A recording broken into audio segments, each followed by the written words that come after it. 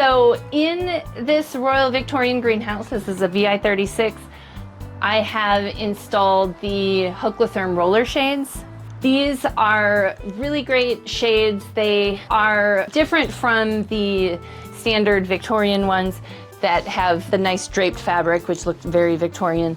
The fabric has reflective string through it so that it is reflecting the light and the heat back up and out, but it also provides shade.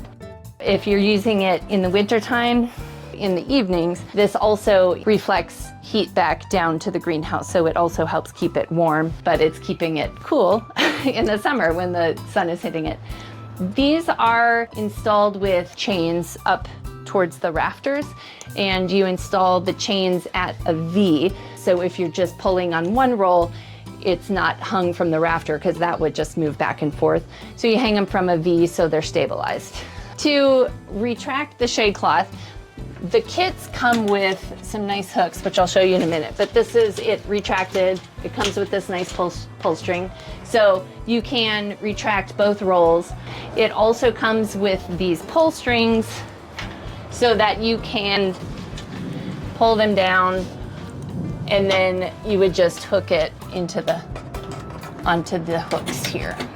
So with the Victorian greenhouses, you have a diagonal support.